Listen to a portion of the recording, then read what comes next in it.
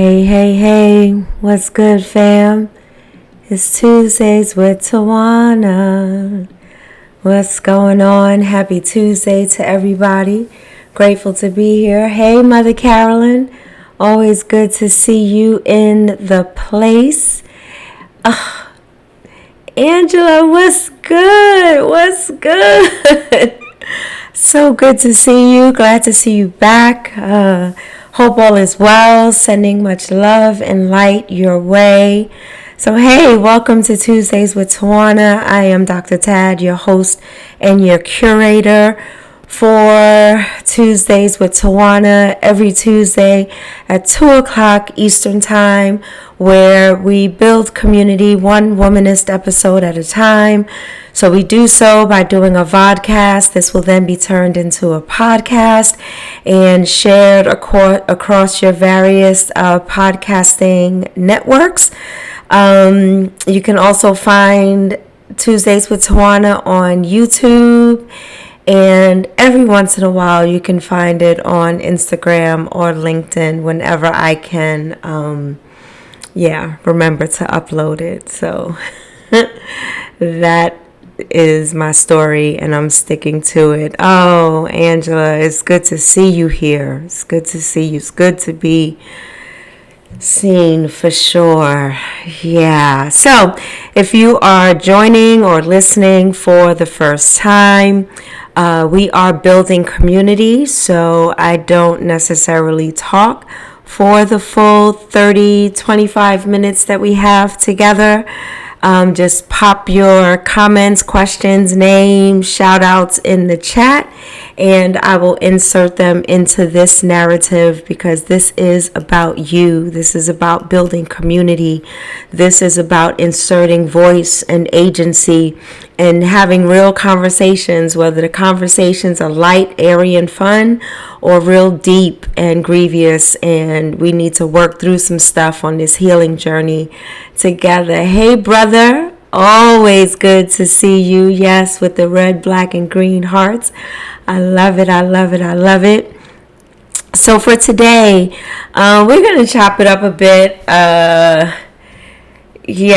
We're going to chop it up a bit. Hey, Miss Odessa, always good to see you, my friend. God continue to bless you as well. God continue to bless you. So for today, we're just going to chop it up. The theme for today is I'm going to leave this right here, or I'm going to leave this right here. There is just a lot going on, and some things just need to be left at the table. Some things need to be left alone.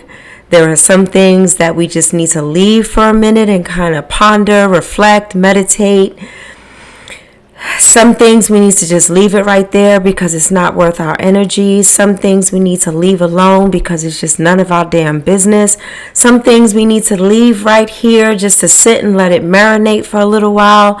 Some things we gonna just leave right here because it is just a new day, a new dawning, a new opportunity to do something different. Sometimes I'm gonna leave it right here because I can't engage in this thing, whatever it is, anymore. I don't have the time or the energy. Some things I'm going to leave right here because it needs to be with me. It needs to stay with me. It needs to walk with me and journey with me as I heal. And I'm going to leave this thing right here by my side or in front of me or behind me or undergirding me. Hey, Pammy, good to see you. So glad you can join on today.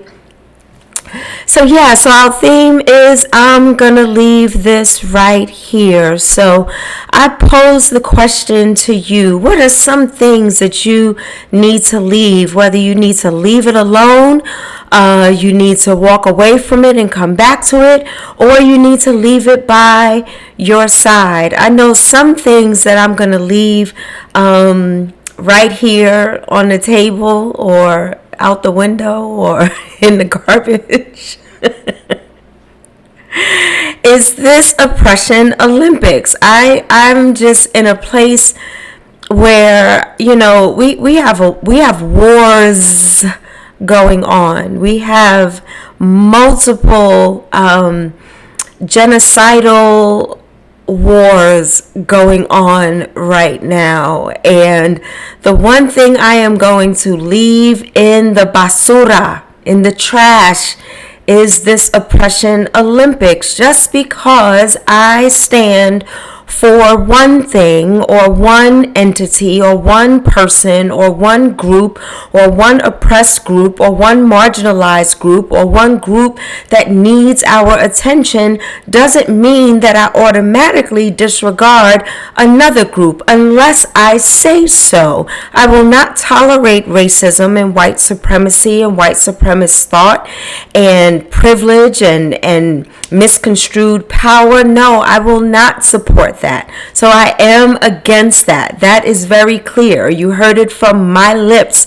But there are some things, if I am for the survival of a group that has been marginalized, like the black diaspora, like those in the Sudan, well, part of the black diaspora, but naming some of those in the black diaspora, like here in the United States, Sudan, the Congo, those who are part of the Afro-Latina and Latino community, and those in Palestine, those children and families that are being wiped out intentionally because Hamas hides under hospitals, and so they got to bomb the hospitals. And some things I'm going to leave right there is when I talk about mourning all the lives that are lost and are casualties of war, and then someone comes to me and says, well, what about the Jewish people, or what about this, or what about that? And I'm leaving the whatabouts right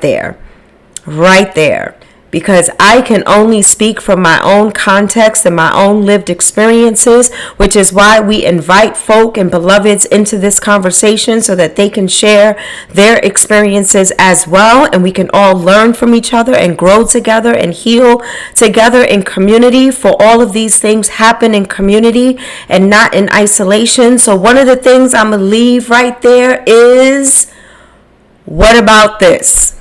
Or what about me? Or what about my religion? Or what about my culture? Or if it is a culture. We're going to leave that alone. We're not going to give energy to that. Hey, Miss Jade, good to see you, beloved. As always, glad you could join on this afternoon.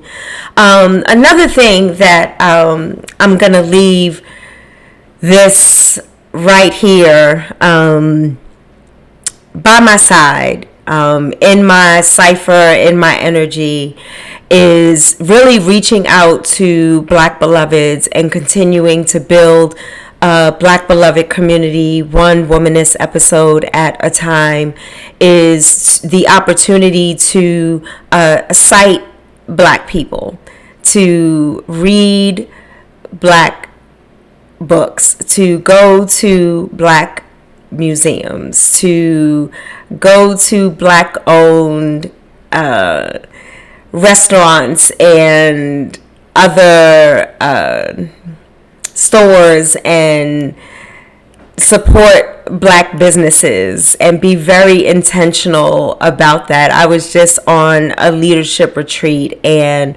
one of my beloveds made sure that every single spot we went to was Black owned. And it was eclectic. It was beautiful, expanding our minds. And Black owned is not only what you think Black food should be, or Black art should be, or Black attire should be. We are not a monolith. We are so eclectic and so diverse and so beautiful and magical and mystical. So I'm going to hold on to that. I'm going to leave that right here with me so that I can continue to move forward and grow and be a lifelong learner and continue on this journey of healing. And I'm not only going to continue on this journey of healing, but what I'm going to leave with me is a womanist prowess that brings people along with me, brings those who are all about liberation with me. I'm going to bring those who are all about healing holistically with me. I'm going to leave that right here with me so that I don't lose the opportunity to live and not die at the hands of systemic ills. But what I will leave at the table for further discussion is the continued support of Black organizations only when there is grief or pain involved. And I cite Black women. So Ebony Janice, in her book, All Black Girls Are Activists, the Fourth Wave of Womanism. I don't know if I have the title correct. I don't have the book in front of me because I just finished it. It's upstairs. But one thing she said, and it really caught my attention, was, back in 2020 and probably a little bit before then, when, starting in, I guess, 2018, starting around the time when Sandra Bland was killed, and Breonna Taylor, and George Floyd, and countless others, and predominantly white foundations and funders wanted to support Black organizations, and they were all for it, and they wanted to be allies, and they wanted to know what they could do to help, and so on and so forth. And then as things dwindled down, now all of a sudden we are looking for funding from these same allies who are now saying or doing not as much as they were when we were in crisis. So Ebony Janice posed the question or the statement, why is it that you can't love us through our joy as much as you support us through our pain? Why can't you support us in the midst of our joy? Even though, we know we talked about this the last few episodes, about joy being within us and that it's something that the world can't take away.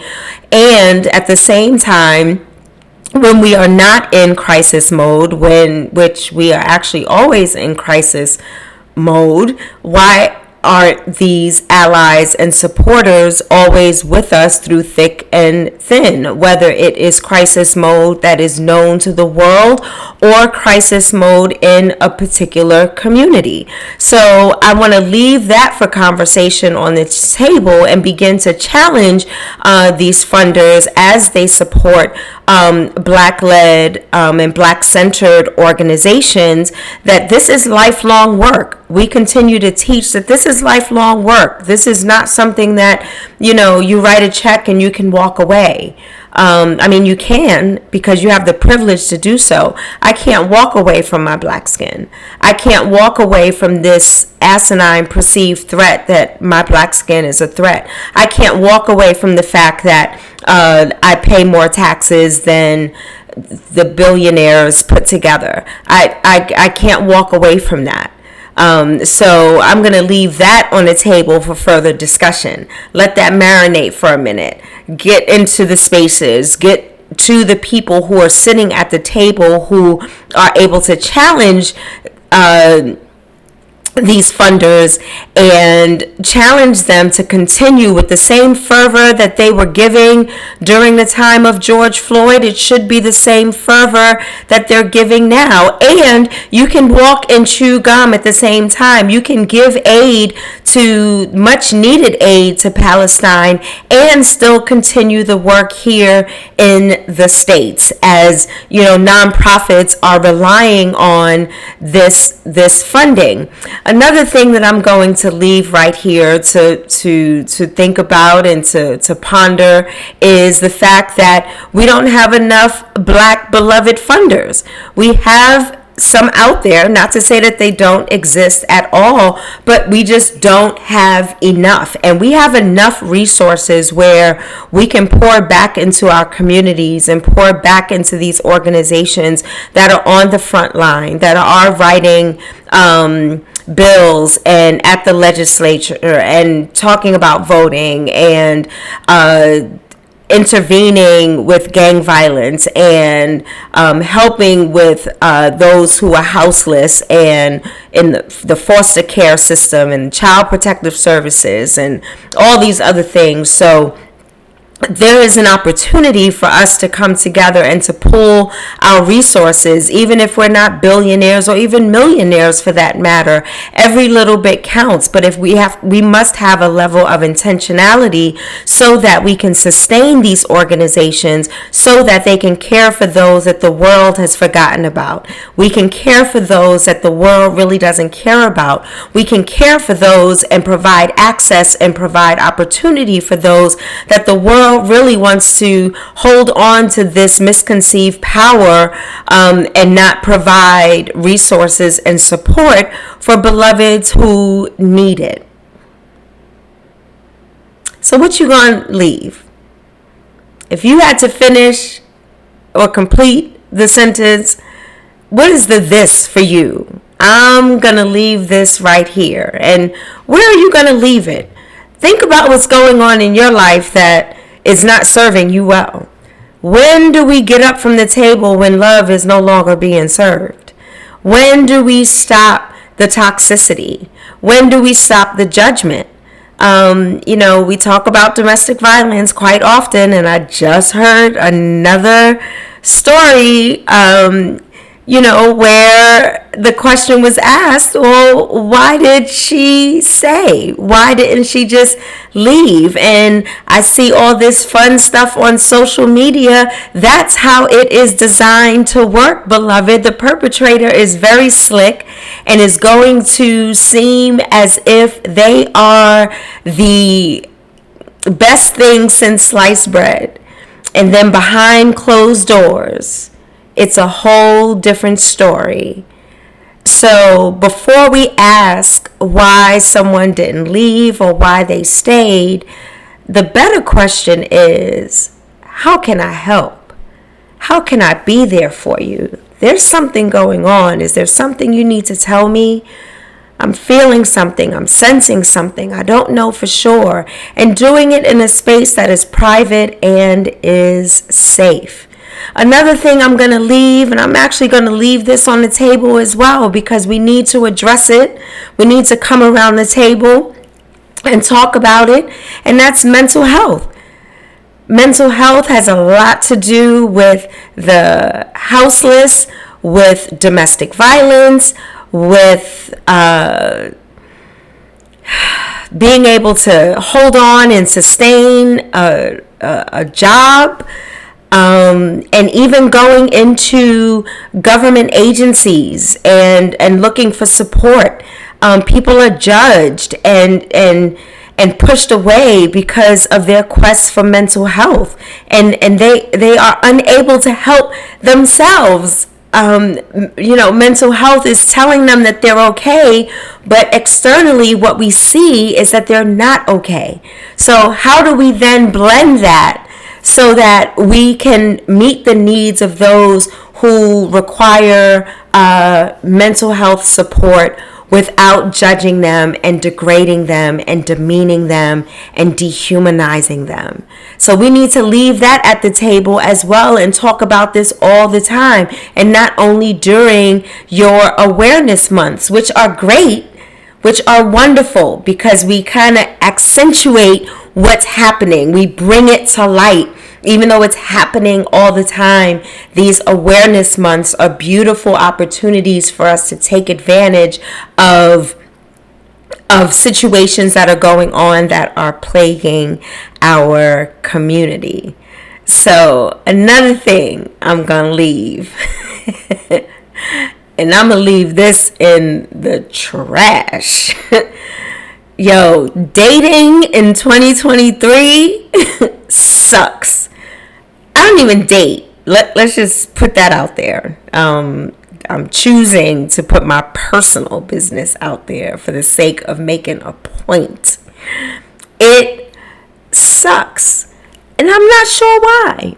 Like, I know that there are, wonderful beloveds out there.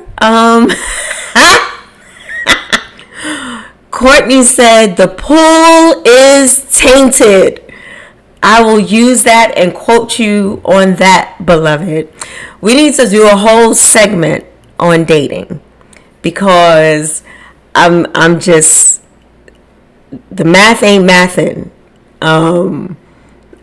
Let me see what Pammy says. Because someone peed in the pool. I believe it. Something in the water ain't clean. Something in the milk ain't clean. Something is going on. Yeah, I'm going to use it. Because the pool is tainted. And it can't be that tainted where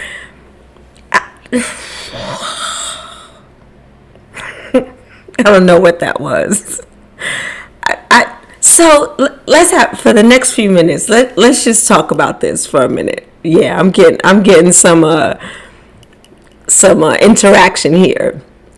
Oh, damn, Mother Carolyn. Okay, Mother Carolyn just said, before the pool can be tainted, there first must be a pool. We could end the broadcast right there and do a part 2 on next week.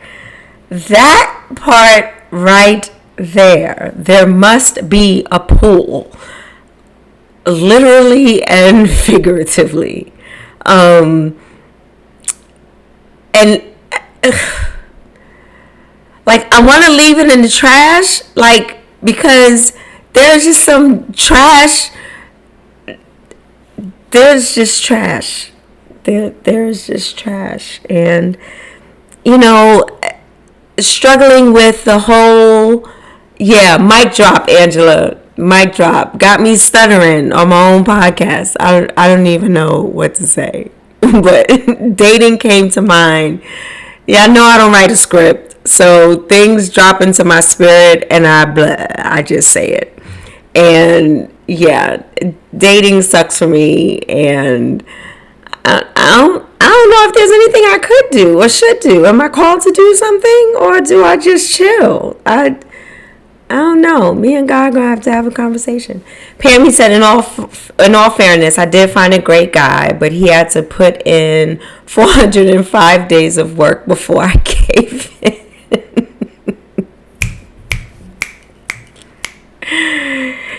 Yes. Does he have a cousin, brother, father, uncle, something?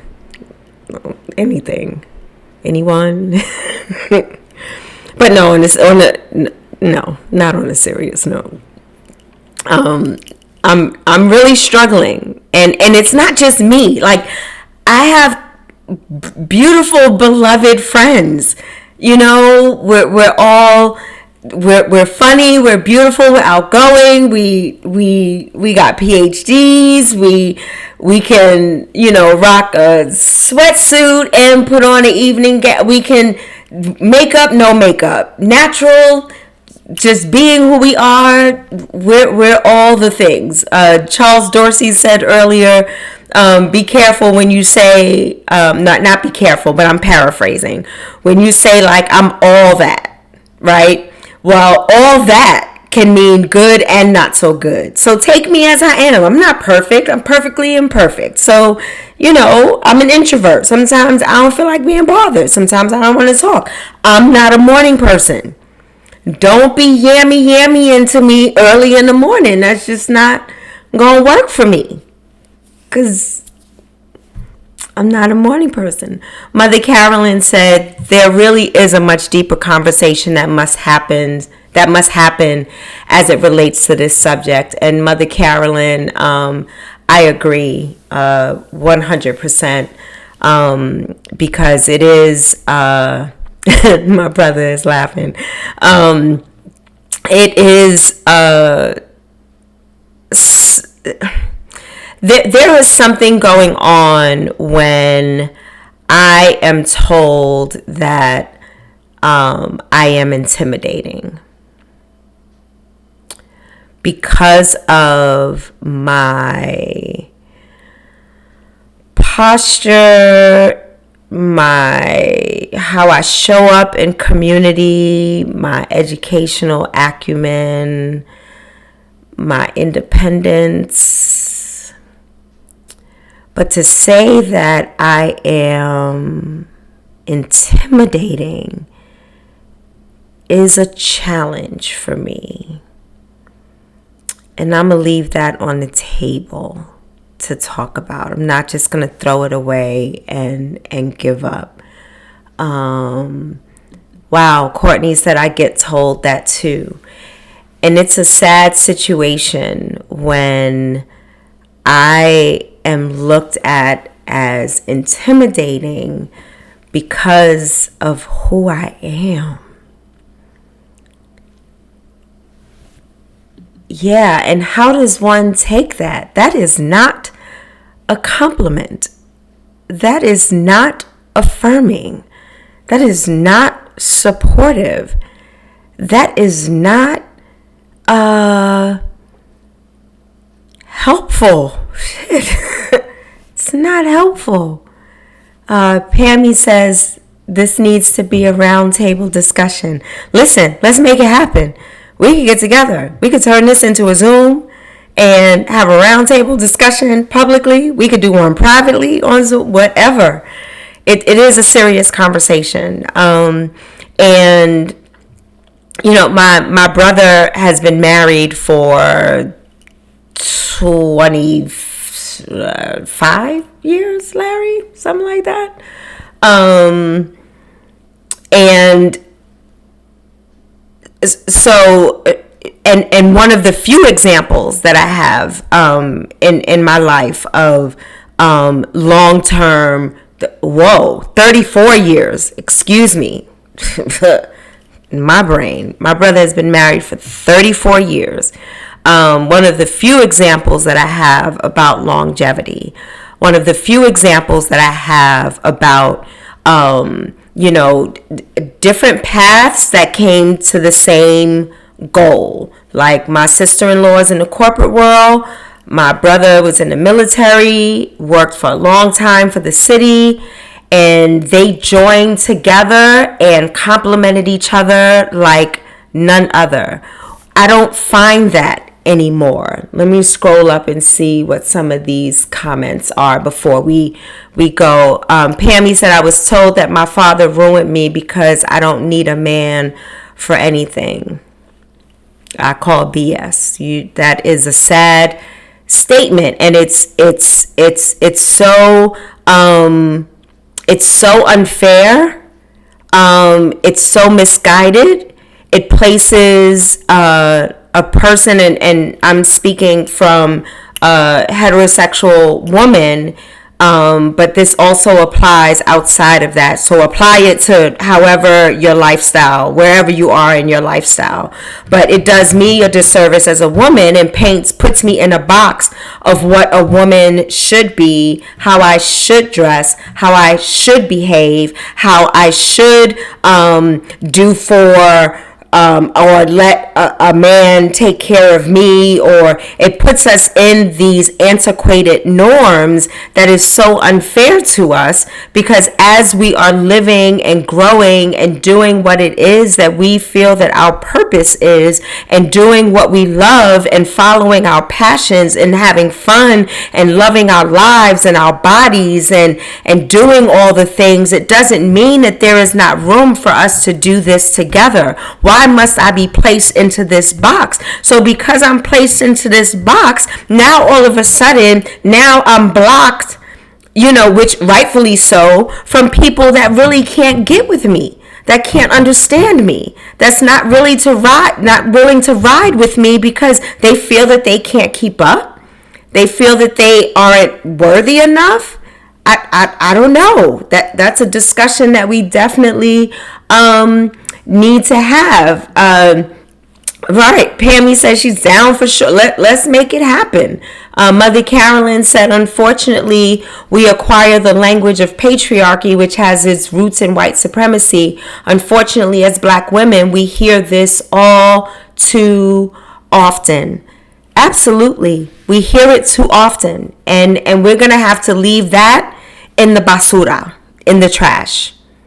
That we need to leave in the trash, because we are not going to carry somebody else's definition or expectation of us, because we will end with our beautiful, the late Audre Lorde, if I don't define myself, I will be crunched into other people's fantasies and eaten alive. So that's what I carry with me every day. That's what I carry with me with whatever I do, and how I choose to show up in the world, how I choose to love on my body, how I choose to make decisions about my body, how I choose to make life decisions, job decisions, creativity, whatever it is. I have a right and an agency and a voice to do all of those things, and will not be crunched in other people's fantasies and eaten alive and shirked down to what you need me to be in order to make you feel good. So I will be reaching out to beloveds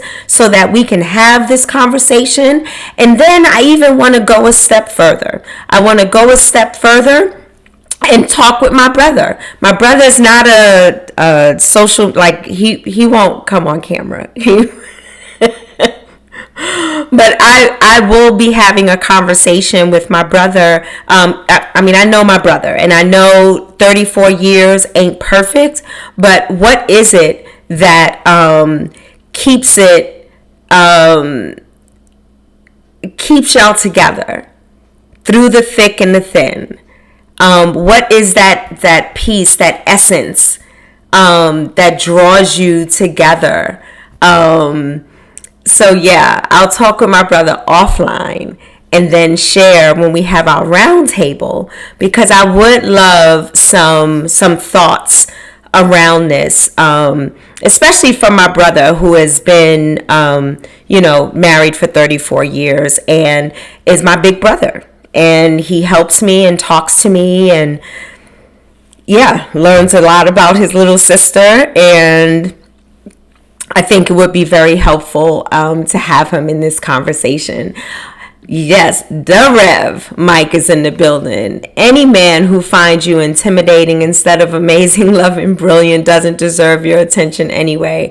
Amazing and sad that there are so, it meant that, excuse me, men are so insecure in a world made for men. Unbelievable. Thank you for those words. I appreciate it so much. So thank you, Larry. Larry said a round table sounds good, and we need to have this discussion, and I think that it needs to happen aloud and up front, so that we can invite others into the conversation and have others really think about who they are in their relationship, or what they're looking for and why, and how that speaks to who we are. So I'll end with this. It's so important. I feel like a preacher. I think this is my third time saying that, because I am a preacher. One must know thyself in order to know what you have to offer in the world and what you need to receive from the world or from community. If you don't know yourself, then you'll fall into traps of not being worthy, not being good enough. They said I'm not divine. I need to dress this way. I need to do this. I shouldn't do that. I shouldn't be behind the pulpit. I shouldn't have a PhD. I shouldn't, because I'm a woman. And because of, as Mother said, the patriarchy and white supremacy and white power, it's not going to honor us. So we're not going to look to others for our liberation and our freedom and our definition as a womanist. And all of us can be womanists as we learn to center Black beloveds and experiences and lift as we climb. As a womanist, I know who I am and whose I am, and I look to myself for my own liberation and define who I am. So how does that then translate to others so that I'm not building this self-made wall to block everybody out, but I do have a filter that unfortunately, I think that's where the roundtable conversation comes into play. What are we filtering ourselves from? And when we open ourselves up, how there are times when there is a risk because, the imposter syndrome and expecting, behaviors as a woman that are totally antiquated and outdated and dehumanizing and disrespectful. Yeah. So with that, yes. My brother, 34 years, there is hope. I think, I don't know if Reverend Mike is still on, but him and Tammy together, long time. What is it that, is the magic sauce? What is it? So I look forward to the roundtable with beloveds on next week. Still tune in at 2:00 on Tuesday Eastern Time on Facebook Live. And it will either be me or it'll be a whole bunch of us having this conversation. And I think I love what Mother Carolyn said. This warrants a deeper conversation. So I started, laughing and joking about it where, dating sucks for me. And it's not just 2023, it's before 2023. Oh, God. But it warrants a deeper conversation as to why, a person would be challenged or a statement and an assumption will be made that you are intimidating or you are too good or, I can't keep up with you or whatever. What does that say for the other person? And we want to lift up our beloveds who ask those questions and makes those assumptions. What is it about you that causes you to say this? And naming patriarchy and white supremacist thought. So thank y'all for a beautiful, fun, and engaging conversation on today. I look forward to seeing you on next Tuesday at 2:00 Eastern Time. Tuesdays with Tawana. I am Dr. Tad, your host and your curator. I am because you are. I can't do what I do without you. And you, I see you. I hear you. I feel you. Your energy is beautiful. You are divine. You are loving. You are healing. You are wonderful. You are funny. You bring joy into this world. And I am so grateful to share this space with you. So tell a friend, share this. Have a good time. And we will see each other on next week. I love you dearly. And I will see you next week, inshallah.